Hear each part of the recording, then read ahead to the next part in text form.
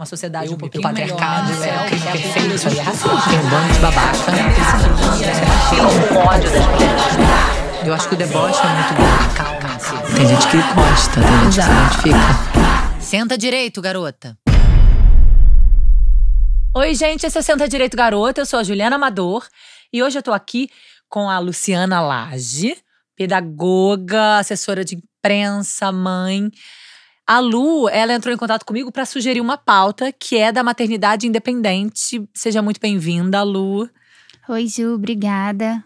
Obrigada por ter acolhido a sugestão e me convidado. Quer dizer, eu me convidei, né, pra vir, na verdade.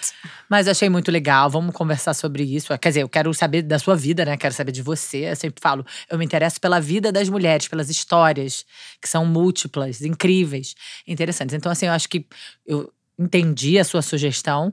Então, eu queria que você contasse um pouquinho da sua história e a sua decisão da maternidade independente. Então, eu sempre tive o sonho de ser mãe. Mas ao longo da vida, eu tive relacionamentos conturbados. Eu costumava dizer que eu tinha dedo podre. Então, e eu sempre tinha aquele modelo tradicional, né? Tem que conhecer alguém. Sim, casar. Às vezes, não necessariamente casar. Eu sempre tive muita vontade de ser mãe. É mais do que o sonho do casamento. De ter um parceiro. Sim. Queria ter um parceiro, mas não necessariamente aquela tradição de fazer casamento. Mas assim, morar junto e vamos ter um filho e tudo. Mas eu sempre tive essa visão que precisava do parceiro. E aí foi vindo, não foi rolando.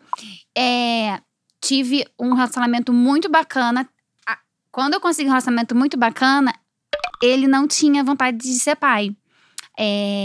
Ele me falou no início do relacionamento, mas eu fiquei naquela esperança dele mudar de ideia. E nós fomos construindo nossa história. Eu levei isso pra terapia, falei pro meu terapeuta, vou ter que terminar com ele. Quanto tempo vocês ficaram juntos? Nós ficamos juntos 3 anos. Isso acabou que o Brasil inteiro acompanhou uma história parecida, que foi a do Fábio Porchat, né? Então, é muito parecido. Assim, a visão dele da paternidade é bem parecida com do Fábio. Pelo menos qual que é, a gente sabe, né? A parte que a gente sabe, que eles expuseram, né? Ele é a ex-mulher dele. A parte que ele expôs, a opinião do meu ex-parceiro é muito parecida com a do Fábio. Nós continuamos grandes amigos. Mas ele não tinha vontade. E ele expôs, assim, no início da relação, assim, com 1 mês de relação. Na época, como eu já tava com 35 anos, e já era uma coisa que… Eu ia num médico que ele chegava pra mim e falava, Luciana, você tem vontade de ser mãe? Pois é, porque tem toda essa pressão aí também, né? Do ponto de vista médico. Quando a mulher entra nessa idade de 35 anos, começa aquela… Sim, eu ia nesse médico e ele chegava pra mim e falava, você não tem vontade de ser mãe? Olha, o seu útero… Um momento vai virar pedra. Você tem que pensar em congelamento. Ele falava umas paradas assim. Bem violento. Bem violento, né? Não vou ser antiética citar o nome dele, mas eu caí fora dele. Inclusive porque eu reclamava de dores há muito tempo. E ele minimizava minhas dores. E, conclusão, era adenomiose. Pois é. Então… Mas ele achava que era só frescura. Ele achava… Ele dizia que era dor de ovulação. E aí, quando eu falava, vamos… Eu que pedia pra ele pedir os exames. Aí ele falava, vamos pedir o SOSG pra você tirar de uma vez por todas isso da sua cabeça. Que você não tem… Eu falava assim, será que não é endometriose? Aí ele fez um teste de toque, falou, não tem sinal nenhum, mas vamos pedir pra tirar isso da sua cabeça. Como se eu fosse a louca, né? E aí, a USG deu uma alteração, aí pediu a ressonância. E aí, na ressonância, veio… sugestivo de adenomiose. O que é adenomiose? Adenomiose também é no endométrio. Eu costumo brincar que é prima da endometriose. Uma é dentro e uma é fora. Eu não vou saber te explicar essa parte técnica. E é algo que atrapalha a mulher de engravidar? Atrapalha. E associado a isso, depois que eu troquei de médico, eu descobri que eu tinha deficiência de proteína S, que tem ligação com abortos em repetição. Então, assim, associou a adenomiose com essa deficiência. Mas você já tinha vivido algum aborto, não? Não. Ah, tá. Não que eu Você tava naquele namorado ainda. Que não eu tava queria. com esse namorado que falou no início da relação, que eu cheguei a levar em terapia. Eu falei, vou ter que terminar com ele. Sim. Aí meu terapeuta falou, Luciana… Vive. Ele não falou, não surta, né? Mas ele não fala o que você vai fazer, né? Você que elabora a partir do que vocês conversam. Mas tava muito cedo, eu espero amadurecer, né? Então eu esperei amadurecer a relação pra voltar ao assunto. Porque assim, eu também… ao contrário de uma convidada que eu já vi aqui, que ela foi certeira de algo que… eu quero ser mãe, então ela descartava os caras que não queriam. Eu não quis descartar, porque eu tava gostando da dele. Relação. E eu sempre pensei que as vontades podiam mudar. E aí, depois eu abordei novamente. E aí, a gente tava construindo uma história. Vontades mudam, aí ele falou, olha, não é algo que eu tenha vontade, mas a gente tá construindo uma história. A gente pode ter, sim. Mas, assim, havia sinais de que ele tinha dúvida. Mas a nossa relação era muito bacana. Ele sempre foi muito… a gente foi muito amigo. Isso é um drama mesmo. De tudo. E aí, quando teve essa história toda do diagnóstico… tudo, eu você tava namorando esse com ele. médico, namorando com ele. Troquei de médico, ele foi nas consultas comigo e tal. E aí, só que assim, a gente falou, a gente pode ter lá na frente. Só que aí, quando teve os diagnósticos que meio que houve uma pressão, não uma pressão, mas assim, eu tinha que tratar e assim, o tempo vai passando, né?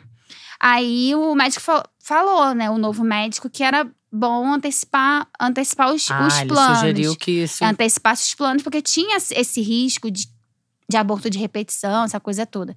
Porque, a princípio, a minha maternidade dependente é fruto de FIV. Mas eu tendo um parceiro, a princípio, a gente podia tentar técnicas mais simples. Até mesmo eu tratar e tentar uma gravidez natural.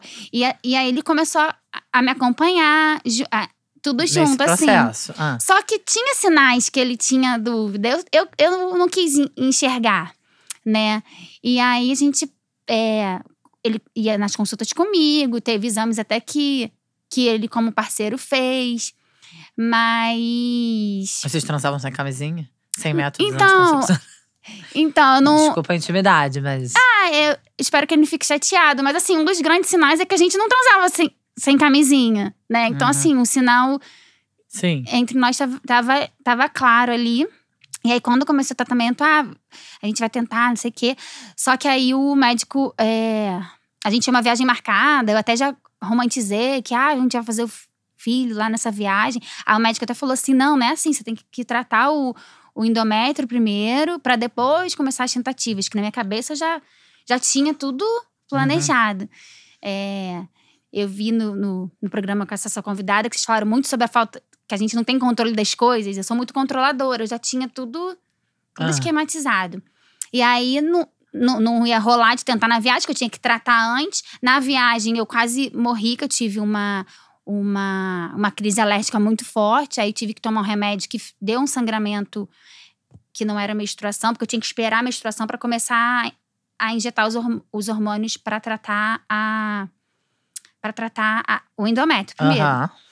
E aí, adiei. Já tinha sido adiado uma vez. Aí, adiei. Aí, deixei pro mês seguinte. No mês seguinte, meu pai foi diagnosticado com uma doença. Aí, eu parei minha vida pra cuidar do meu pai. E aí, minha relação ali no meio, e a vida te provando que você não controla nada. Não controlo nada. E aí, quando eu retomei pra questão do tratamento, de mim, sim, de focar no tratamento. Sim, já tinha até piorado a situação do meu endométrio, né? Tinha que começar logo o tratamento, né? E aí, como eu disse, eu e meu ex, a gente é muito amigo, né? Tanto que ele foi muito parceiro, assim, nessa trajetória do meu pai. Mas eu também o fiz muito de válvula de escape dos meus estresses. A gente já tinha algumas brigas antes. Então, assim, eu chamei ele pra uma conversa sobre a relação. E aí, eu acho que ele entendeu que era sobre o processo da gravidez. E aí, ele falou, Lu, eu tentei mudar de ideia, mas não é isso e tal. Que ele não ia ser pai agora. Aí, eu fui pro médico, eu tinha até uma consulta. Cheguei chorando, que não tinha mais o pai, entendeu? Aí o médico, ele já meio que me encaminhou que eu tinha então que congelar e depois pensar lá na frente, tudo. Aí, como eu disse, meu pai tava com um diagnóstico muito, muito grave. Mas eu achei que ele ainda tinha alguns anos. E eu tava com o chamado da maternidade, sabe? Sim. Então, eu resolvi não adiar mais. Esse desejo tava pulsando, você resolveu seguir. Tava pulsando. Mas você já sabia, já tinha cogitado banco de sêmen? Então, quando eu paro pra pensar na minha história, é engraçado. É que curioso. Até ontem você tinha um parceiro. É curioso que eu falei assim, do dedo podre e tudo, que eu falava assim na trajetória. É engraçado que, por exemplo, eu faço parte de grupo no Face, que eu entrei anos atrás, em grupo de inseminação caseira. Eu, às vezes, eu parei de beber tem 9 anos, mas eu, às vezes, bêbada, com um amigo, eu falava… Ele tem o perfil que quer ser muito solteiro, assim, eterno solteiro, e eu não dava certo com ninguém. Eu falava, olha, se chegar aos 35, 36 anos, solteiro, vamos fazer um filho. Eu tinha, assim, umas coisas alternativas da minha trajetória, alguns né? sinais do que ia ser. E acabou que aí esse chamado tava muito forte, e aí eu resolvi partir pra maternidade independente, né? Foi uma opção que me foi dada, né? O médico, nesse momento, te sugeriu. Isso, as clínicas… te apresentou essa… as clínicas, elas… Até o documento que a gente assina chama de produção independente, mas é algo que as mães independentes costumam problematizar, né? Porque a produção tem muita relação com a questão de fábrica, né? E é uma coisa tão amorosa, né? Pra você tratar como uma produção. E aí… Mas aí foi uma das opções que me deram. Aí eu recebi o orçamento. Você prontamente aceitou? Não, eu recebi orçamento e tudo. Aí tava muito pesado o valor. Como eu disse, meu pai tava doente, né? Não ia rolar. Aí peguei orçamento e tal, e aí comecei a pesquisar melhor. Comecei a ler mais sobre o assunto. Você tava sofrendo pelo fim da sua relação também? Não, então, isso é meio doido. Porque assim, a gente não terminou. Você continuou com ele na produção independente? Até depois que eu entrei no tratamento, a gente continuou junto. Aí eu falava… Que era muito louco, né? Tanto que depois, nós na frente, a gente… Porque eu falava assim… aí eu vou fazer o tratamento, depois eu vou engravidar, o filho nasceu, e aí… Aí ele falava, mas você tem que dar a explicação pras pessoas. Eu acho que isso por mais confuso que seja, mas ficava um pouco doido na minha cabeça isso. Mas tudo é doido na nossa cabeça quando sai desse estereótipo. Mas a gente continuou. Disney. A gente continuou a relação. Vocês continuaram a relação. Eu achei que ele tinha terminado, porque ele tinha panicado. Não, ele só… Não, a gente continuou a relação, claro mas a relação, acabou que a gente viu, né? Depois a gente veio realmente a terminar. A gente tinha se tornado, assim, muito, muito amigo, muito irmão. Que eu acho que é a base das relações, né? Que assim, no final você vai ter as pessoas que são um casal até ficar velhinhos, elas se tornam amigas. A gente ficou mais amigo do que um casal. Digamos, né? Você entendeu o que eu quis dizer. Aí… Entendi, vocês pararam de transar. E assim, óbvio que assim, não é tudo, mas eu sentia falta dessa parte, talvez ele, mas assim, eu não sei se também é coisa do meu pai, mas a gente não transava mais, a gente era mais… Ficou mais amigo e tudo. E aí, mais pra frente, a gente terminou. Mas aí, voltando à questão do tratamento… Aí o orçamento ficou muito caro, mas a maternidade independente era uma opção. Aí eu comecei a pesquisar sobre o assunto. Muito pouco material aqui no Brasil. Tem um livro chamado Maternidade Independente, que é muito bom, de uma jornalista, que eu li, que foi super clarificador pra mim. Mas muita coisa que eu encontrei foi lá de fora. Pesquisei tudo. E aí resolvi também buscar outras opções de orçamento, né? E aí foi quando eu encontrei a médica. Aí eu fui pra uma médica mulher, me senti melhor acolhida. Não que o médico anterior não tenha me acolhido, tá? Mas assim, aí eu me identifiquei mais com a médica e a decisão foi rápida, tá? Nisso que eu tô falando, foi num período de 2 meses, tá? Eu peguei o primeiro orçamento em setembro. Início de novembro eu tava fazendo a punção dos meus óvulos. E quem me acompanhou foi o meu ex. Ele que foi comigo pra fazer a punção de óvulos. Eu me recuperei na casa dele. Ele já era ex? Não, a gente namorava. Vocês estavam namorando. De setembro a março a gente ainda tava junto. A gente terminou mesmo em março do ano Mas você já tava grávida? Não, eu coloquei o embrião em maio. Porque a princípio eu fiz a punção de óvulos, que foi fertilizado, né, com o sêmen que eu escolhi. Mas eu não coloquei a frio, né, como dizem. Foi Porque você pode que é frio? colocar… Tecnicamente, eu posso estar falando errado, tá? Mas você… É quando você fertiliza e já fazem a transferência pra você. Tá. Você não fez isso. Congelou, porque eu queria esperar terminar a faculdade. Eu queria, assim, esperar algumas coisas.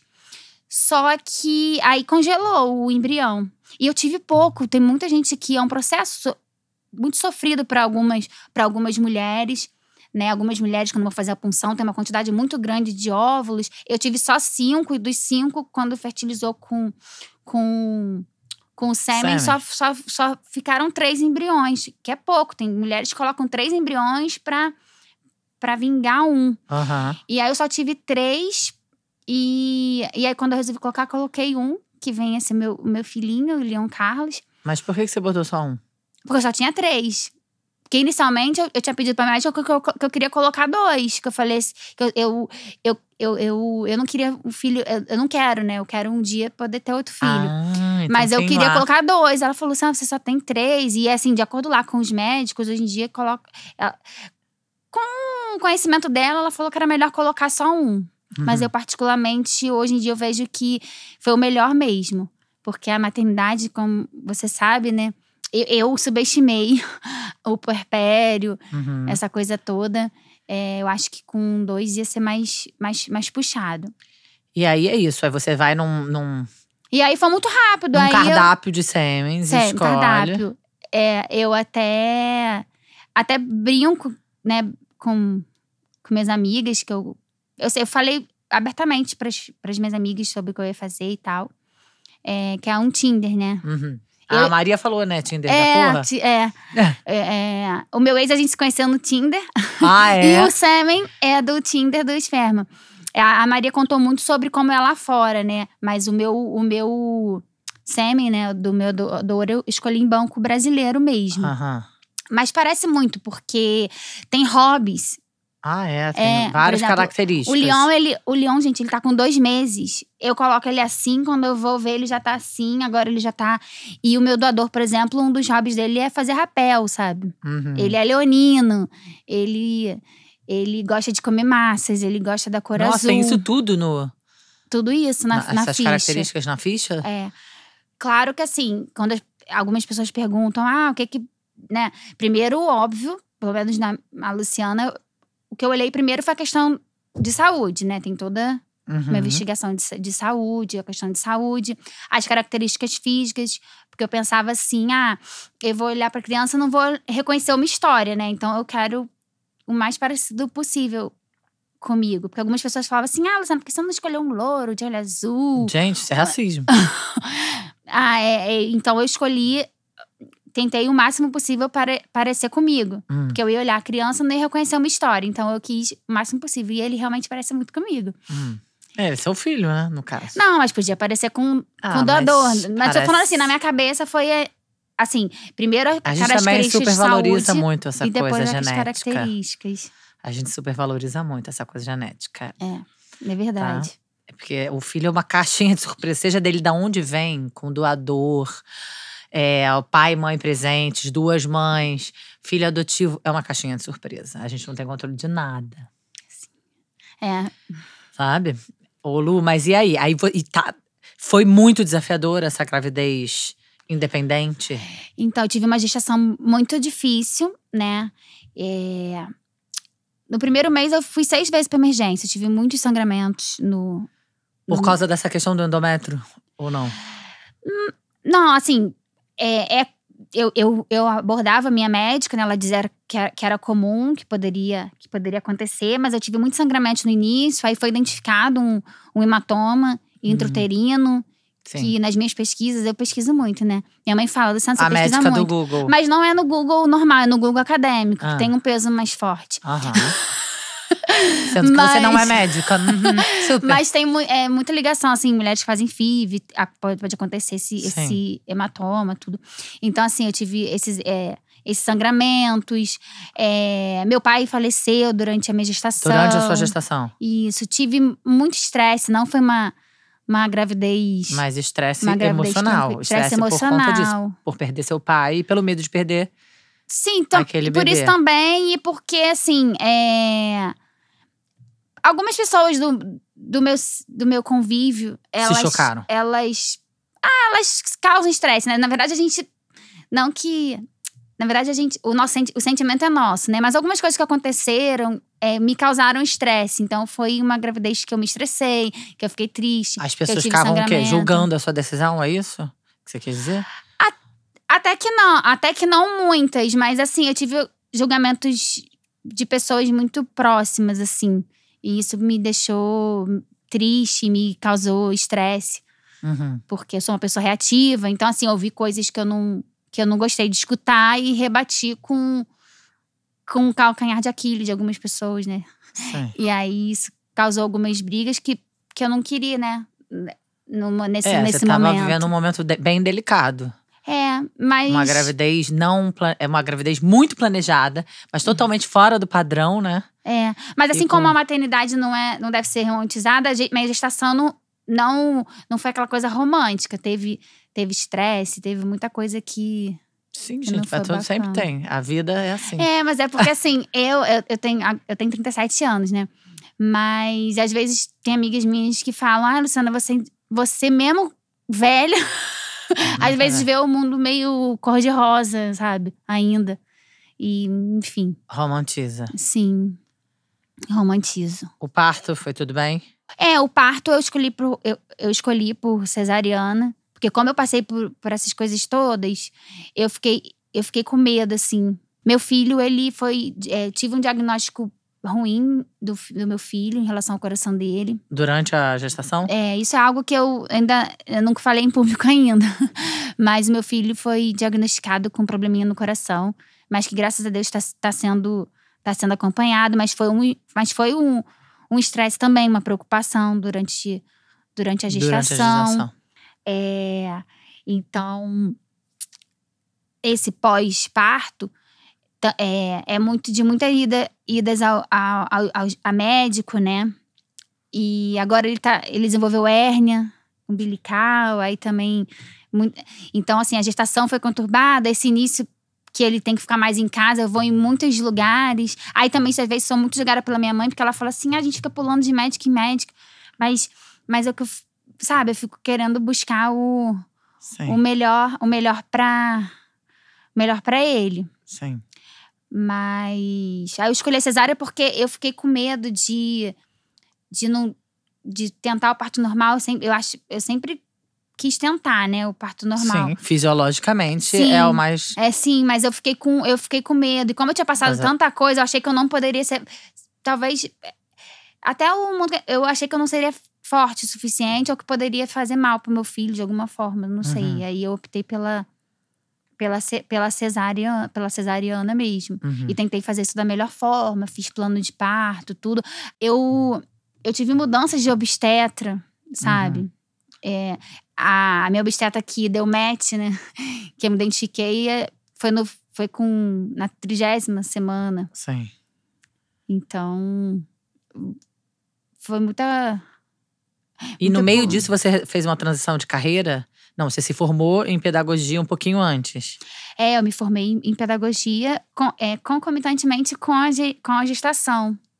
Né? Eu concluí a faculdade no ano passado. Quando eu coloquei o embrião, eu tinha acabado de ser aprovada para receber uma bolsa da CAPES em residência pedagógica. Ah, tá. Só que na ocasião eu fiquei muito com isso. Não vou contar pra ninguém na gravidez até os 3 meses. Só que aí quando começou a acontecer esses sangramentos, né? Falei, deu merda, vou ter que falar, né? Aí eu falei com a minha orientadora, coordenadora do projeto. E aí, porque eu achei que eu ia ter que sair, né? Porque eu tinha que ficar de repouso relativo e tal. E fiquei chateada, porque era uma bolsa… Legal, uma sim. bolsa bacana, né? Mas ela super me acolheu e eu pude continuar. Que bom. E por que pedagogia? Você já trabalhava como assessora de imprensa, né? Você já… Sim, eu trabalhava com assessoria. Faço muito freela, né? Uhum. Assim, nunca trabalhei num jornal. Na parte de assessoria, já trabalhei muito com produção também. Mas eu tenho uma questão pessoal minha, né? Que é relacionada à dependência alcoólica. E eu tô há 9 anos, mais de 9 anos sem beber. E eu dei depoimento em programas de TV e sobre alcoolismo. Sobre alcoolismo. E aí eu comecei a receber convites de coordenadoras pedagógicas para conversar com. Mas até então nunca tinha passado pela sua cabeça ser professora, nem fazer Não, pedagogia. e é engraçado nessa coisa das mulheres, né? Nossas ancestrais, né? Na minha família tem muitas professoras. Então, assim, talvez tivesse uma coisinha, mas. Você não tinha acessado ainda. Porque meu pai que faleceu, o sonho dele era que eu fizesse direito, sua área. Né? E eu também tenho essa coisa da justiça. Eu namorei um rapaz que ele era advogado. Eu ajudava ele a escrever petições. Quando eu tenho algum problema… Eu acho que eu sou mais justiceira do que a da área do direito. Eu adoro a justiça. Iansã, né? Eu adoro a justiça. Assim, eu gosto de ter feito direito. Mas até comentei ontem com uma advogada que veio aqui. Eu fiz uma faculdade. Naquela época, pelo menos, não tinha muito esse direito da mulher, sabe? Não tinha esse debate. Então tinha os caminhos que me foram apresentados eram muito caretas, assim, não supriam essa minha fome de revolução, de mudar o mundo, de lutar pelas mulheres. Então eu acabei fazendo isso de alguma forma aqui. Né? E também amo estúdio, sou atriz também formada, então foi isso. Mas eu tenho uma afinidade, tanto que eu já recebi milhões de advogadas. Eu tenho alguma coisa, entendeu, com a justiça muito grande. Sim. Seu pai queria que você fosse advogado? Meu pai, ele queria que eu fizesse direito. Porque meu pai, ele se formou em direito. Depois ele falava que era um leque. Meu pai era servidor público, né, na área do direito. Ele é um leque, não sei o quê. Aí quando eu fui pro jornalismo, ele meio que pirou. Aí depois eu quis fazer teatro. Aí que ele deu uma pirada maior. Mas eu era muito inconstante nas coisas. Eu larguei a faculdade de jornalismo, larguei o curso de teatro. E só mais pra frente que eu fui entender que muitas das coisas que eu deixei pra trás tinha ligação com a minha dependência alcoólica, que eu demorei pra… Fala um pouquinho da sua dependência alcoólica. Onde tudo começou, onde desandou, como é que foi a sua relação com o álcool? Então, a questão do álcool, quando eu paro pra pensar, era desde sempre, assim. Minha família é uma família que bebe muito, é muito presente. Então, assim, sempre foi algo natural pra mim. Só que eu comecei a ter muitas perdas, né? Algumas pessoas costumam perguntar, mas como é que você fica sabendo se você é dependente, se você é um bebedor social? Isso é uma dúvida que todo mundo tem. No caso, eu não era uma alcoolista funcional, né? Assim, várias áreas da minha vida eram disfuncionais. O álcool começou a afetar a minha vida familiar, minha vida acadêmica, minha vida pessoal. Você deixava de ir porque você estava bebendo? Por exemplo, o teatro. O teatro, eu tinha aula sábado de manhã. Aí, por vezes, eu chegava virada. Eu fumava também. E aí… Fumava maconha? Maconha eu fumei poucas vezes, mas fumava cigarro. E aí chegava assim, totalmente sem voz. E aí recebia chamada do… Assim, não chamada no sentido de… moral de… mas ele falava, poxa, você tem um ótimo potencial. Mas olha só, você chega aqui sem voz, entendeu? Ele dava assim umas… E eu ficava chateada. Quando as pessoas apontavam isso, eu ficava chateada. E eu tinha muita dificuldade de olhar, né? Então eu tive dificuldade de aceitar que eu era alcoolista. Porque eu não achava, porque eu era um ambiente que eu vivia. Eu acho que é muito confuso isso pra muita gente. Tanto familiar porque quanto o álcool amigos. tem uma questão cultural, né? As pessoas normalizam e realmente faz parte da família, das pessoas. As pessoas bebem, né, com a mãe, com a avó. Eu comecei a beber com a aval dos meus pais, né? Assim, meu pai era um homem muito hedonista, assim. Dos prazeres, de sair pra jantar todo final… Pra jantar todo final de semana. E viajar. Prazeres, E aí, assim… Tinha aquela rede Porcão que já até fechou. A gente ia muito na churrascaria. No final tinha aquele carrinho de licor. Aí eu comecei com bebidinha doce. Que até tem a questão… Eu faço parte de um grupo chamado Associação Alcoolismo Feminino. Quando algumas pessoas vêm e falam assim, ai, tudo querem colocar essa questão do feminino. Tem pessoas que não entendem, né? Que não é simplesmente por colocar alcoolismo feminino e tal. É porque há uma diferença da relação da mulher e do homem com álcool. A mulher, ela tem o organismo… Gente, as mulheres se sentem mais seguras com mulheres. Não dá pra, nessa altura, alguém ainda perguntar por quê. Né? Tem gente pagando 1 milhão de euros pra ficar solto depois de ser condenado por estupro. Então, como assim? Qualquer grupo de ajuda que eu puder estar só com mulheres, eu vou querer. Sim, e… Essa porque pergunta, você se identifica… Assim, se num grupo misto você se identifica com as histórias, que dirá num grupo feminino. Óbvio. E o álcool, ele atinge a mulher mais rápido. O nosso metabolismo é diferente. A mulher, ela tende a adquirir a dependência mais rápido. E ela deve ser muito mais violentada. Sim. Né? Quando tá sob efeito alcoólico. Tanto que esse grupo que eu faço parte, ele é um grupo geral da questão do alcoolismo, mas tem reuniões específicas para mulheres que sofreram abuso. Pois é. Para mulheres Imagino, que são mas olha só, mas vamos voltar. Mas aí voltando… Que eu quero saber, porque eu acho que é um assunto, obviamente, muito tabu. E acho que com a sua experiência pessoal, eu imagino que não tenha, né, uma regra, que seja que a história de todo mundo. Você pode esclarecer algumas questões, entendeu? Com relação a isso. Não, mas aí, indo lá e voltando, aí… eu comecei a beber com eles e eu fui pega como muitas mulheres e adolescentes são pegos, pelas bebidinhas doces, né? Eu comecei a beber os licorzinhos e tal, mas aí eu gostava. E teve uma vez que eu bebi 8 com licorzinhos no porcão.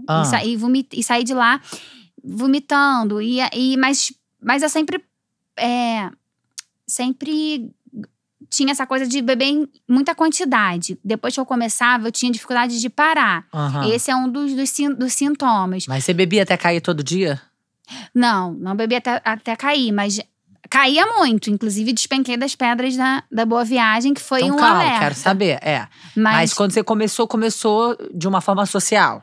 Bebendo ali na churrascaria com seu pai. Mas quando eu vejo, não era social. Porque eu bebi… Como eu disse, eu bebi e saí vomitando. Você sempre passava do ponto. Quando eu começava, eu tinha dificuldade de parar. Sempre foi assim? Quando eu vejo, eu sempre fui assim. Por vezes, eu saía do trabalho, né? Aí ia pro rap, tinha a intenção de… vou beber só um chopinho e vou pra casa. Depois que eu bebi o primeiro… abria as portas. Eu chegava em casa só no dia seguinte. No dia seguinte? Mesmo tendo trabalho no dia seguinte? Mesmo tendo trabalho no dia seguinte. Às vezes então aí já não é funcional. Daí não é funcional. Mas e a pessoa que bebe todo dia 2 taças de vinho é alcoólica? Depende, às vezes ela pode beber isso e não ter perdas. Depende eu acho que isso, entendeu? É porque a linha é muito tênue, gente. E assim, eu muito sempre, até quando você me contou, eu falei, eu quero que você me conte no programa, porque a espontaneidade e a minha curiosidade, eu acho que é grande… É o que acaba pulsando aqui no programa, né? Porque é genuína. Agora, não dá pra ficar com um papo moralista. Então, e a gente, ao mesmo tempo, é um problema seríssimo de saúde pública. Então, assim, é muito confuso. Quem bebe todo dia alcoólatra, não se, até pode falar sobre isso, né? Não se fala mais alcoólatra. As pessoas estão sugerindo uma mudança de nome. Tanto as pessoas que estão em recuperação e até profissionais da área sugerem, né, que se use o termo alcoolista. Porque o termo alcoólatra, o sufixo, né, ele carrega uma coisa muito forte que reforça o estigma. Então, tenta-se mudar, né? Acho que vai demorar alguns anos. Um adorador do álcool, um adorador. E não… E quem é dependente de álcool não é simplesmente uma pessoa que nem gosta seja uma adoradora. Ele não simplesmente adora, né? Ele se tornou dependente daquilo. Mas como a linha… uma vítima, né? Como a linha é muito tênue, o que as pessoas costumam notar, né? São as perdas. Mas, por exemplo, eu tive muitas perdas e mesmo assim eu não parei. Tipo, que perdas que você teve? Perdeu o emprego?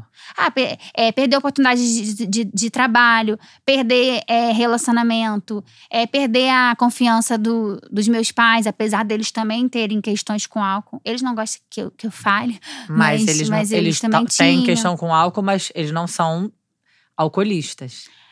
Isso é algo que eles Pois podem essa vir é a polêmica. Isso é algo que eles podem vir a… Uma pessoa que, pra se divertir, precisa ter álcool, é alcoolista? Depende. Pois é muito difícil, né? Depende. Por exemplo, eu às vezes, quando era convidada em algum lugar que não tinha álcool, eu às vezes não ia. Porque, não vai ter graça. Sim, mas isso eu posso achar chato. Você Mas acha você chato. pode achar chato, mas você chegar ao ponto de deixar de ir, Entendi. sabe? Quem tá dominando é você. Você bebia todo dia? Não, eu não bebia, Não todo, bebia dia. todo dia. Não, mas eu quando você bebia, você bebia. Sim, mas eu costumava dizer que eu bebia final de semana. Mas meu final de semana começava na quarta. Porque quarta-feira Só era… segunda e terça, que era Porque quarta-feira era dia de futebol. Aham. Aí, às vezes, eu ligava. Tem uma amiga que… Eu ligava e falava, vai ter clássico hoje. Ela, quem vai jogar? Eu não sei, vai ter clássico.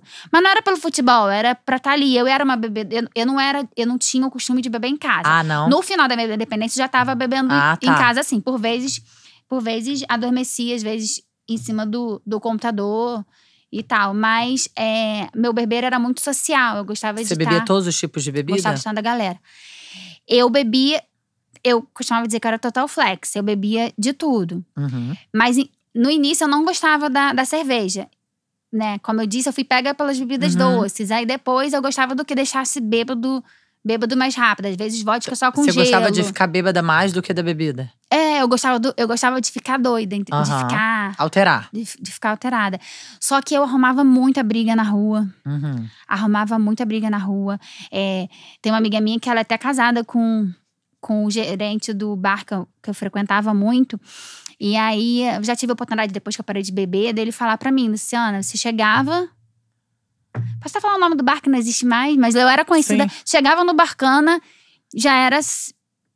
Sabe, porque vai você ter bebia confusão. e brigava. Bebia, arrumava confusão. Então, realmente, estava bem evidente no seu caso. Sim. As perdas. Bem evidente. Porque eu acho que o mais nebuloso é quando não tá evidente, né? Que a pessoa a pessoa se convence que não tem. Mas mesmo evidente eu não parei. Não, é difícil pra todo mundo. Mas eu digo assim, quando não tá evidente, a pessoa fica se convencendo que não é, né? Eu acho que assim, é mais difícil de entender. E quem sinalizava alguma coisa, eu ficava chateada. Às vezes até… Rompia. Quando eu comecei, assim, a notar… Porque partiu de mim procurar ajuda, mas não por relação ao álcool. Eu procurei… Em que momento você procurou ajuda? Eu procurei porque eu me achava muito, muito, muito ansiosa, né? Sintomas ansiosos e tal. Então, assim, eu procurei um psiquiatra. Tá. Só que aí deu merda, porque aí o psiquiatra… Ele não era… Óbvio que ele era um profissional bacana. Anos depois, já sem beber, eu até entrei em contato com ele. Porque assim, eu era o tipo de paciente que ligava bêbada de madrugada. Doutora, eu misturei com remédio. Assim, mas assim, ele não tinha a… Porque o psiquiatra, ele pode fazer a especialização em dependência química. O psiquiatra que não tem essa especialização, às vezes ele tá diante de um dependente químico e ele não percebe. Mais uma droguinha. E ele não percebe. Entendeu? Uhum. Então, o que aconteceu? Não duvido da formação dele, nada. Mas assim, ele me prescreveu um remédio. Mas que a minha preocupação foi… Doutor, posso beber? Ele falou, ele falou que não era aconselhável. Mas falou, se for um chopinho, 2, tudo bem. Só que ele tava diante de uma pessoa que, como eu disse, eu bebia eu não conseguia parar. E na minha cabeça doida, tipo assim, eu fiquei a semana toda sem beber. Digamos que eu acumulava, né? Aí começou a acontecer de eu beber junto com o remédio. Então começou a fazer efeito mais rápido. Sim, aí virou um desastre. E por pouco… E você chegou a ser viciada em remédio? Olha, outra coisa também que eu fazia, essa daí era um remédio prescrito. Mas eu também cheguei a tomar, na minha trajetória, né, com álcool e outras substâncias, eu cheguei a tomar anfetamina pra emagrecer. Você vê que eu sou uma pessoa magra, né? Pois é. Mas a minha família sempre teve muito essa coisa de se achar gorda. A minha mãe tem 43 quilos e se acha gorda. Enfim. E, por exemplo, a anfetamina, quem conseguia pra mim era minha mãe, sabe? Assim, tudo, sabe? Mas não… Tem um filme minha mãe ótimo, não… Minha mãe, já viram? Mas minha mãe não família, queria… você e mamãe. Ela não queria, assim… a gente falando da caça da maternidade, de me prejudicar. Mas é muita falta de informação também, não. Ela sabe? foi socializada, ela achava que tava cuidando de você. Só que o álcool com anfetamina é um boom cerebral, assim. Mas aí era anfetamina, remédio psiquiátrico e álcool? Não, a anfetamina foi em outra fase, tá? Ah, tá. A fase do remédio prescrito foi na fase que eu procurei ajuda, mas aí o remédio acabou me complicando. Você procurou ajuda pra ansiedade? Procurei ajuda pra ansiedade. E não deu certo. Sim, com certeza. Não deu certo. No meio disso, eu tive uma tentativa de suicídio com remédios. Eu, alcoolizada numa situação, quando eu soube lidar, eu meti a cartela pra dentro e aí fui pro hospital. Tive que fazer… Mas você tava em casa? Tava em casa. Mas aí é algo que quando o autoconhecimento, né? Quando eu paro pra analisar hoje em dia essa situação, eu vejo que foi um pedido de ajudas avessas. Porque eu bêbada, assim, eu tenho… isso é algo que eu tinha muito, que são os flashes. A amnésia alcoólica. Que quem não tem acha que a pessoa tá mentindo. Mas eu tinha muito isso. De às vezes não lembrar ou ter só flashes. Então assim, eu tomei a cartela toda e ao mesmo tempo eu fui pedir ajuda. Então assim, eu não queria morrer. Você foi pedir ajuda pra quem? Na situação tava meu namorado da época. Na sua casa? O que eu falei que ajudava a digitar a petição e a minha mãe. Vocês estavam em casa? Eu tava em casa, mas aí eu fiz isso no banheiro e corri pra pedir ajuda. Você tomou e foi pedir ajuda. Se arrependeu, provavelmente. Um pedido de ajuda às avessas, né? Porque se eu quisesse de fato… Sim, você não ia pedir de arrasta pra cima, eu ia tomar Sim. E aí eu fui pro hospital, fiz lavagem. E aí, na ocasião, eles queriam me encaminhar pra questão da psiquiatria. Mas eu falei que eu já tava fazendo terapia. Porque eu já tinha… Nesse momento eles ficaram achando que você tinha uma questão psiquiátrica. Uma questão de saúde mental e não dependência do álcool. A questão da dependência, ela é uma questão de saúde mental. Mas ali não estava claro pra eles que existia uma dependência você, né? ali. Nem pra mim. E aí eles queriam me encaminhar. Mas no meio disso eu já tinha… lembra que eu procurei primeiro psiquiatra, mas ali eu já tinha procurado um psicólogo também. Mas estava um mês só na terapia. Mas aí quando eu mencionei isso, eu sei que eu consegui manipular e não me encaminharam pra psiquiatria. Porque isso também é algo que os dependentes… A gente tem uma coisa muito de manipular. Por isso que eu falei que é importante o profissional que tem uma especialização em dependência química, porque ele percebe essas coisas, né? E aí eu tive esse episódio de tentativa de suicídio. E quando foi um mês depois, eu despenquei das pedras. Eu sou de Niterói, Nikit, na Boa Viagem. Foi um dia que eu comecei a beber meio-dia e eu despenquei das pedras por volta de 5 da manhã do dia seguinte. Eu já tava na intenção de não de parar, de diminuir, né? Esse meu relacionamento com esse rapaz que eu editava a petição, ele era um também que tentava me incentivar, apontava a questão da bebida, mas eu sempre achava que as pessoas estavam… exagerando. Não, que as pessoas estavam vindo da questão… Eu sempre associei muito a questão moral, sabe? Sim. E na verdade me controlando, na verdade, hoje em dia, até quando eu parei de beber e tal, quem acabou se afastando tem às vezes uma visão errada. Eu não parei de beber por causa de religião, porque eu virei santa, porque eu virei zen. Tem gente que acha que virou sóbria, a pessoa é super zen. Não, eu não acho nada disso. Não, mas tem gente que acha. Mas era por uma questão de saúde, Sim. né? Na minha questão, minha saúde mental ou… E física. Física de morte, né? Assim, o relacionamento também já tava ruim, porque ele tinha virado meu cuidador. Porque sempre que a gente saía, eu dava trabalho, eu voltava carregada. Sei. Entendeu? Teve um casamento que eu fui que ele me deu banho de roupa e tudo. A gente não era mais namorada, a gente era paciente e enfermeira. Sei. Mas aí eu tinha feito eu tava no propósito de beber menos. E aí nesse dia eu tinha 3 eventos, né? Tinha 3 aniversários. Na praia? Não, 3 aniversários. Não, um em cada lado. Tinha 3 aniversários, mas aí tinha prometido beber só no último. No primeiro eu já não consegui. Já comecei a beber no primeiro, bebi o dia todo. No último… Você comia? Pouco. Nesse dia você bebeu o quê? Nesse dia eu bebi cerveja, bebi vodka, bebi uísque. Nesse dia eu misturei de tudo. E a cerveja que eu não gostava, ao longo da minha vida bebendo, a cerveja é uma bebida muito social, né? Muito. Então eu acabei me forçando a gostar de cerveja. Depois era até uma das bebidas que eu mais bebia. Né? E ela empapuça, né? Empapuça. Então eu não comia muito. Pois é. Então, no último evento, no último aniversário, a gente brigou e ele já tava numa fase que aí ele me largava sabe? Ele ia ser mesário, no dia seguinte era a eleição. Ele ia ser mesário no dia seguinte, eu precisava acordar cedo e eu queria ficar. E aquela coisa. E aí, você ficou? Fiquei. E aí? E deu merda. Mas deu merda o quê? Chamei, na raiva de ele ter ido embora, chamei pessoas que não devia ter chamado pra me encontrar lá. E briguei com essa pessoa e com pessoas que estavam lá também. E aí eu sempre tive muito essa coisa quando eu tô chateada, até hoje em dia. Isso daí é algo meu. Porque também depois que eu parei de beber, eu fui perceber que tinha muitas coisas que era por embalismo alcoólico, que eu não gostava. Que eu tava ali no embalo e gostava. Mas assim, é uma coisa que eu gosto quando eu tô triste e tal, é olhar o mar, sabe? Um lugar de mar. Depois que você brigou com todo mundo e bebeu o dia inteiro. O dia inteiro eu resolvi. Mas vem cá, se aguentar beber de meio-dia até as 5 da manhã, você usava outra coisa junto, né? Não usava. Gente, porque eu já teria desmaiado há muito tempo. Não usava.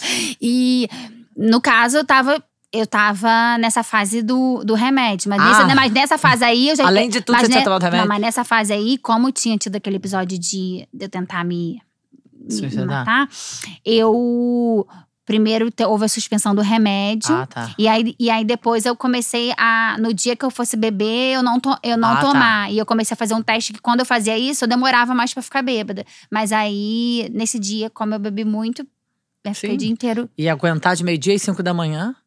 Achei que você tinha usado não outra tinha, substância, tipo mas, cocaína. Olha, a questão da cocaína foi por pouco. Eu tive muitas oportunidades de experimentar. Porque quem gosta muito de beber, né? E chega um determinado momento que cai, aí usa a cocaína pra ficar em pé e continuar bebendo. Eu tive muitas oportunidades de experimentar. São vícios muito… Mas olha que coisa, eu não…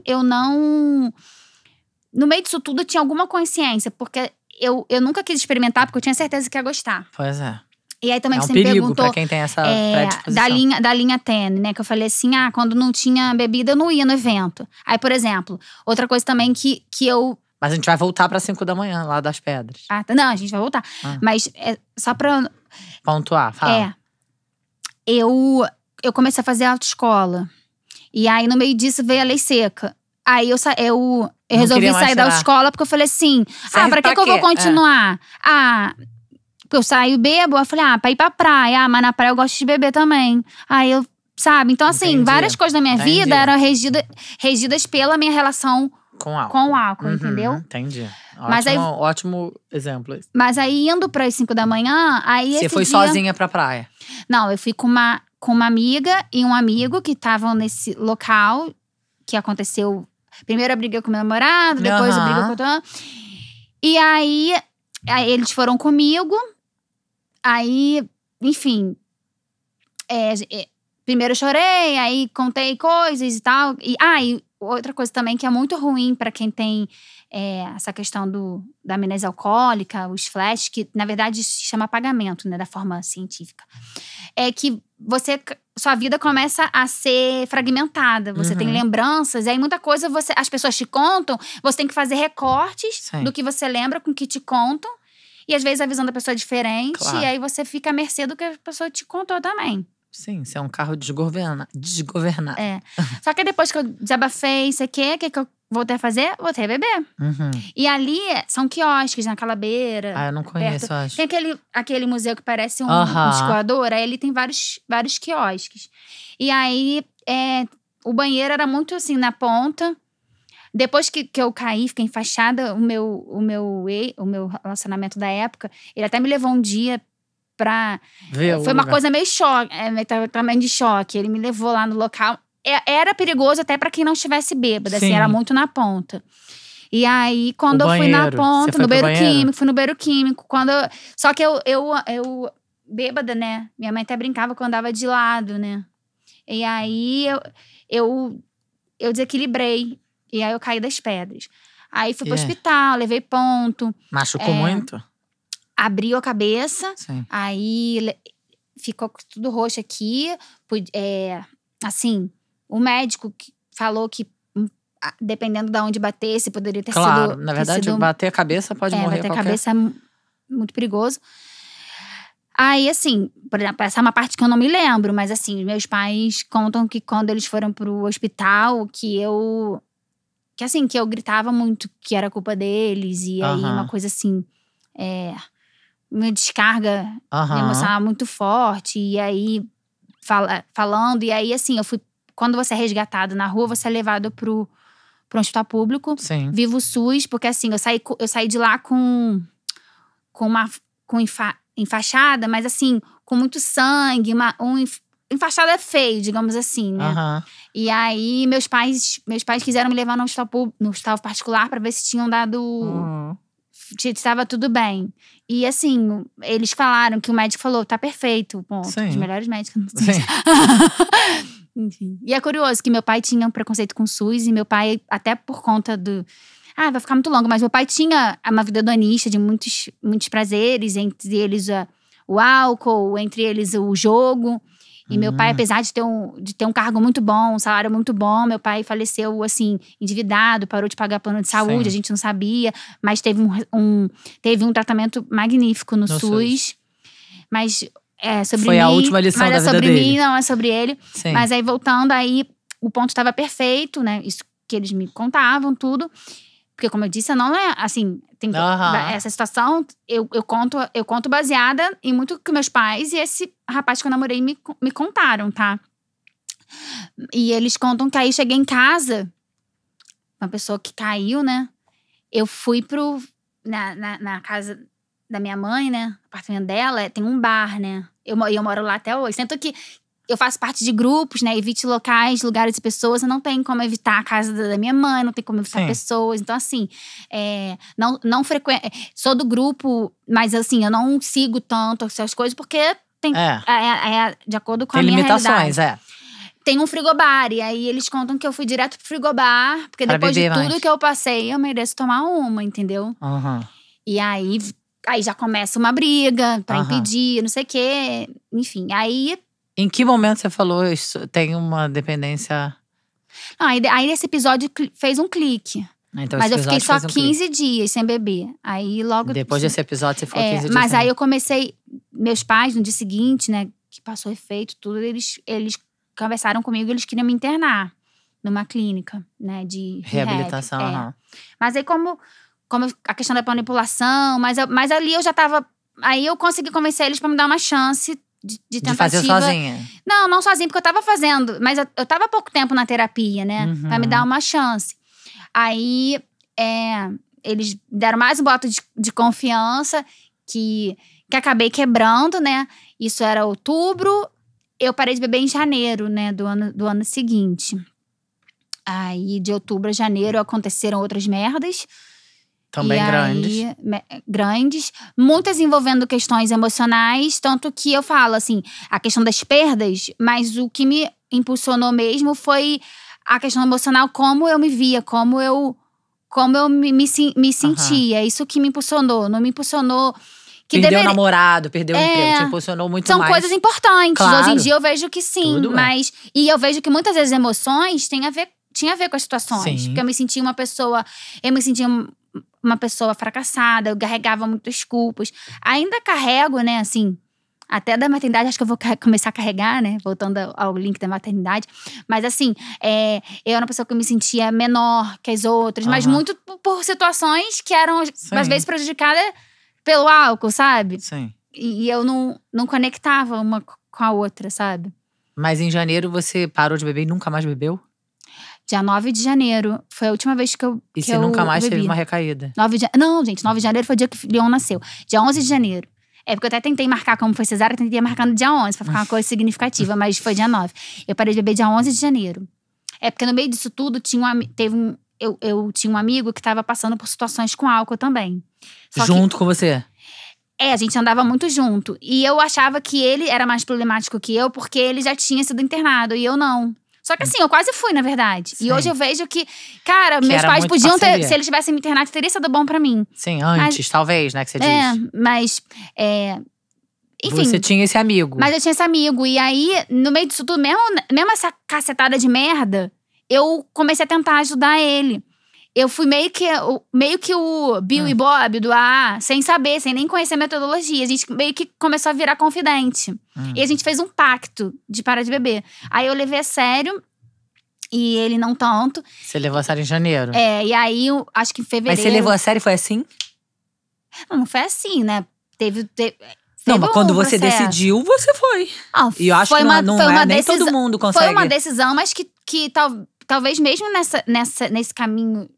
nesse caminho tortuoso, havia uma terapia ali, de alguma forma. Acho que já Aham. estava sendo construído dentro de Sim. mim. Eu também tinha conhecido no meio disso tudo, depois que eu sofri acidente, também eu fui convidada para conhecer tudo que era religião. Eu comecei a também procurar essa parte. E aí eu acho que uma das que eu comecei a frequentar, eu acho que me ajudou, que é uma religião espiritualista e tudo, né? Acho que ajudou no propósito. Porque eu tinha vontade, mas eu tinha dificuldade. Sim. Mas aí acho que juntou a terapia, acho não, tenho certeza. Acho que juntou a terapia, a questão espiritual. Acho que juntou isso, duas pessoas que passam pela mesma situação. Tem uma troca Você muito e seu amigo. edificante. Aham.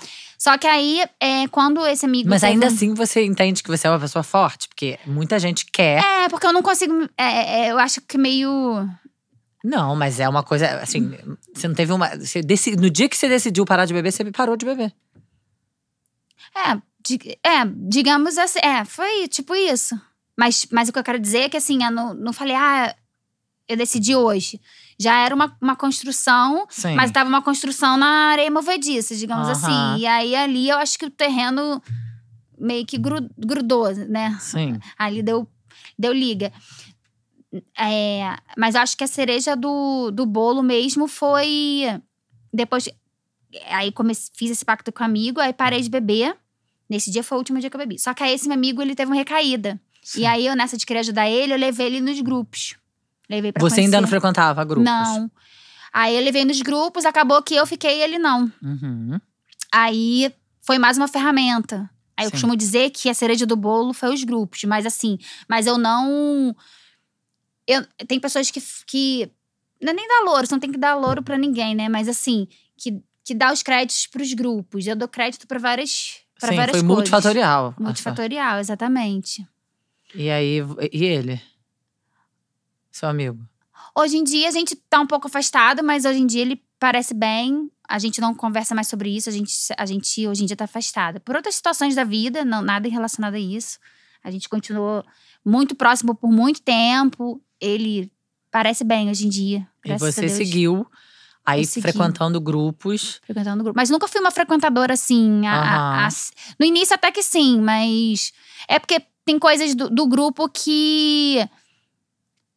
eu acho a obra muito interessante, mas Aham. a obra do AA… eu não falo em nome de AA, tá? Que fique bem claro. Você não Aqui fala eu em estou nome de falando, ninguém. aqui eu estou falando, falo no meu nome, É. estou falando como Luciana. Mas em relação… Eu sou membro de AA. O AA, ele é um ambiente muito masculinizado. Uhum. Isso eu acho que é uma questão. E, por exemplo, o AA… Hoje em dia não, porque cada vez tá chegando mais jovens. Eu conheci o NA, na verdade, primeiro. Primeiro que foi que lá. onde eu ingressei. Porque tem muito jovem. O Aham. AA eu ingressei depois, porque meu carro-chefe era o álcool. Então, eu achei importante depois pro Sim. AA. Até membros, né, me indicaram ir pro AA. Mas o AA são pessoas mais velhas. Mas que também, pra mim, não é um problema. Não sou uma Sim. pessoa etarista. Tenho vários amigos mais velhos. Mas eu me identifiquei mais com o Sim. NA. Então, eu sempre fui mais no… Eu sempre fui mais no NA do que o AA.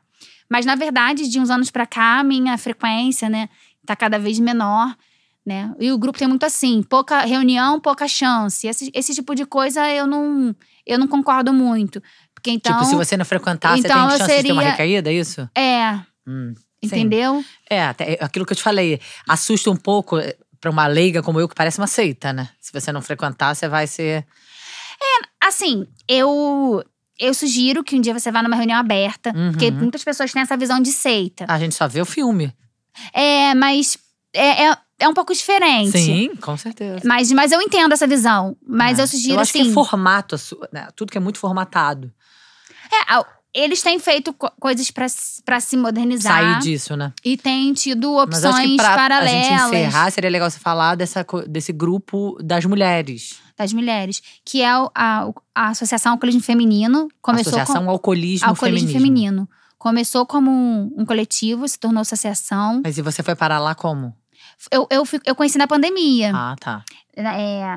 Eles têm um Instagram, né? Tinha um Instagram, aí uma conhecida minha me indicou uma live que ia ter com a pessoa que fundou, que é a Grazi. São três. Ela e duas cofundadoras. E aí eu assisti, aí entrei em contato. E aí me tornei integrante, depois voluntária na parte de assessoria de imprensa, essa coisa toda. E hoje em dia, né, foi lançado na pandemia. Foi lançado, na verdade, um mês antes da pandemia. Assim, de instaurar o afastamento das pessoas. E a pandemia cresceu muito o número de pessoas com problema com álcool. Então, assim, parece que foi providencial. Eu bebi bastante na pandemia. Foi algo providencial. Porque muitas mulheres procuraram em períodos de pandemia. Até o dia de hoje já foram acolhidas mais de 1.000 mulheres. E acho que em torno de 60% continuam. É um quantitativo bacana, né? Sim, muito legal. Muitas das ações são online. Então, onde você estiver, você pode participar das reuniões. Mas também tem encontros físicos e presenciais, né? E tem mulheres que moram… Brasileiras que moram em outros países que participam. Legal, muito legal. E você, hoje em dia, lida de uma forma tranquila com isso? Com a bebida? De assistir pessoas bebendo, de estarem… Você falou, evite ambientes, evite situações. Então… Que é uma recomendação. Eu assim, no início eu fiquei um pouco… Se isolou? Não, fiquei um pouco Mulher Maravilha. Eu achei que eu tinha que salvar as pessoas do álcool. No início eu fiquei muito assim. Mas depois eu fui aprendendo a viver e deixar viver. Sabe? A única dificuldade que eu tenho é com pessoas da família. Eu ainda fico… Dá algo que eu não gosto, que mexe comigo. Aí, às vezes, me incomoda. De ver pessoas da sua família bebendo? Eu não gosto muito. Eu não gosto muito porque eu sei que dá merda. Mas dá merda pra eles? Dá merda de alteração de comportamento, de… Mas às vezes a pessoa quer alterar o comportamento. Mas aí, que seja longe de mim, entendeu? Entendi. Mas você acha que não existe nenhuma questão moral nisso? Não acho que existe nenhum… Não é questão moral. Porque nem todo mundo se comporta pior quando está alterado. E nem todo mundo se comporta melhor quando não está alterado. Mas eu não tô… Mas eu não é… Mas não é questão moral, é questão de, tipo assim… Sabe pessoa que caça merda? Tem pessoas que são assim sóbrias. Sim. Mas o álcool potencializa. Sim, e aí, às vezes, a merda é comigo. Um catalisador. É comigo. E mesmo parando de beber, eu continuo uma pessoa reativa. E aí dá merda. Entendeu? Entendi. Nossa, muita coisa, hein? Ai, muita. Acabou que eu comecei a falar da maternidade. Mas essa é você. Lado. Obrigada, Mas eu Lu. quero… Tem alguma coisa que você acha importante falar pra gente terminar? Acho que foi muito, muito legal. Acho que é muito importante. Acho que são 2 assuntos tabu, né? Maternidade independente, quer dizer, você decidir ter um filho sem ter um parceiro, sem corresponder a esse padrão heteronormativo que é hegemônico na sociedade, que é muita coragem. Você viu que você é bastante corajosa, mais do que você pensar. E esse assunto do álcool, acho que assim, eu tenho observado que tem mais pessoas falando sobre isso. E eu li por aí que o número de mulheres alcoólicas aumentou. Sim. Né? Eu acho que as mulheres são adoecidas pela sociedade. E uma das válvulas de escape, sem dúvida, é o álcool. Então, acho interessante esse grupo feminino, porque as histórias são outras, né? As demandas são outras. E a gente, sem dúvida, se sente melhor e mais acolhido num grupo de mulheres. Eu posso falar @ do grupo? A gente vai botar tudo isso no episódio. Tá. Pode sim, você pode falar o nome. Você já falou o nome, É a né? Associação Alcoolismo Feminino, é @alcoolismo_feminino no Insta. E em relação à maternidade independente, para mulheres que tenham interesse, tem o Insta da Betina, né, que foi a precursora do tema aqui no Brasil. Como eu disse, ainda é pouco, né, mas ela foi uma precursora. Então tem um Insta dela também, Maternidade Dependente, que aí muitas mulheres procuram. E aí tem um grupo no WhatsApp de mulheres que estão querendo. E tem o grupo de mulheres que já se tornaram mãe, né. Eu entrei primeiro em um, depois eu fui Eu acho maravilhoso pro isso, outro. que as mulheres precisam se organizar. Que bom. Sim, e você disse que se eu queria falar mais alguma coisa, eu queria só dizer assim, para as mulheres, como eu disse, né? Eu tava com muito pulsante e o chamamento da maternidade. Como eu disse, eu decidi muito rápido. Foi uma decisão, mas foi muito rápida. Mas mulheres que tenham tempo de elaborar isso com mais tempo, pesquisando. Eu pesquisei, mas foi um momento tudo curto. meio Mas assim, turbinado. foi uma decisão que eu não me decisão arrependo. verdadeira, e que vai ser conectada tá com sendo, né? seu desejo. Tá Não era uma sendo- adesão pelos outros, era por tá você sendo- mesmo. Sim, tá sendo Acho que isso é a grande. Acho que isso é um maravilhoso. conselho que serve pra qualquer mãe. E como eu cheguei aqui pelo assunto da maternidade, apesar de ter ido pro alcoolismo, eu quero agradecer a minha mãe. A gente tem uma relação, às vezes, meio amigas, e amigas às vezes brigam, mas ela me ajuda muito. Ela é minha rede de apoio.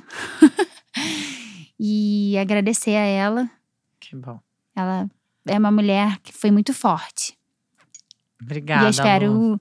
que eu seja a melhor mãe que eu consiga ser pro Leon Carlos. A minha mãe foi e é a que ela consegue ser. E eu vou ser a que eu consegui ser, e vai ser tudo maravilhoso. Sim, Se Deus quiser. Dentro das nossas possibilidades. Obrigada, Lu, tá? Obrigada. Parabéns. Obrigada por ter Obrigada. vindo. Obrigada. Que bom que você veio aqui e se expôs e contou um pouquinho da sua história. Espero que todo mundo, quem precisar, né, se identificar. E é isso. Parabéns. Obrigada. Beijo, gente. Beijo.